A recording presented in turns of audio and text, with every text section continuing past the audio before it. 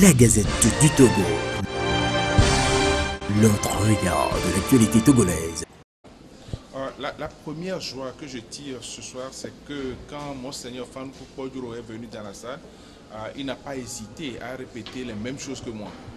Je pense que dans un pays démocratique, la limitation de mandat est l'un des facteurs d'évolution.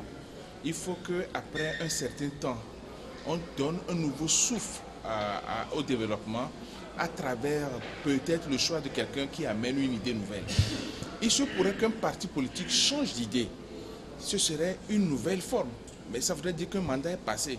Mais je pense qu'il est temps qu'on ne réfléchisse plus en disant qu'il faut laisser à quelqu'un trop de temps pour faire ce qu'il faut. Je pense que dans des pays, les gens sont même en train de penser à faire des mandats uniques avec 7 ans. Il est temps d'oublier les relents de royauté pour aller à la démocratie réelle. Et quand vous êtes au pouvoir et que vous faites véritablement votre travail, en principe, après 10 ans, c'est médicalement prouvé que vous n'avez plus l'énergie suffisante pour continuer. Est-ce à dire que nos chefs d'État en Afrique ne travaillent pas véritablement? Je pense que je ne peux pas oser le dire. Peut-être qu'ils se soutiennent avec des médicaments. Et il vaut mieux leur donner le repos qu'il faut. Après 10 ans, peut-être après 8 ans, selon la constitution du pays, il faut qu'ils aillent se reposer. Et je pense que la limitation du mandat, c'est forcément une bonne chose. Qu'est-ce qui explique le fait qu'on ne veut pas aborder directement cette problématique? On voit qu'il y en a qui tournent autour. Heureusement que Monseigneur, hier c'était Spiro, mais aujourd'hui Monseigneur Poduro l'a abordé clairement. Hier, mon ami Spiro et moi, nous avions abordé la question sur le même angle, où j'avais même exprimé clairement que la limitation du mandat est une forme de répartition égale des richesses du pays. Ça signifie que lorsqu'on change de pouvoir, lorsque le temps du pouvoir change, c'est une nouvelle équipe qui arrive au pouvoir et ça déteint de manière positive sur ceux qui sont dans sa collaboration et dans son assistance. Bref, comme on le dit, aujourd'hui la limitation du mandat est une forme également de modernité, de modernisme de nos pouvoirs. Donc la question ne doit pas souffrir de discussion, ne doit souffrir d'inquiétude. Par contre, nous devons avoir le courage d'aller vers cette limitation. Au Togo, nous avons connu 50 ans de mandat non limité.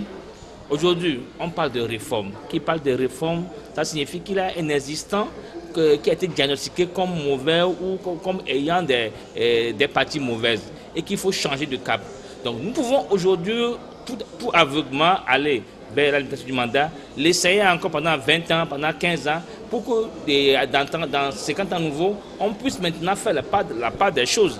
Mais lorsqu'on a des positions campées sur le passé, que nous avions tous diagnostiqué comme mal, ça signifie que ce n'est plus les réformes qui sont difficiles à faire, mais c'est les hommes qui ne veulent pas opérer les réformes.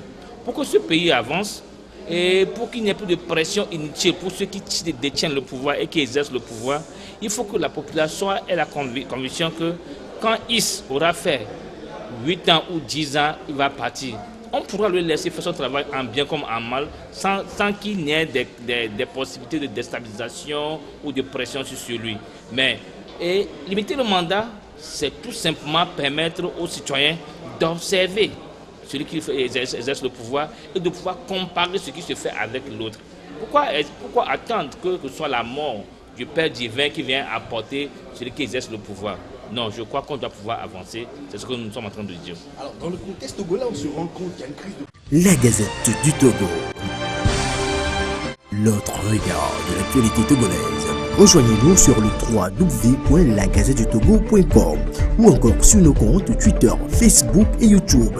Pour nous soutenir, merci de nous contacter à l'adresse suivante: contact@lagazettedutogo.com.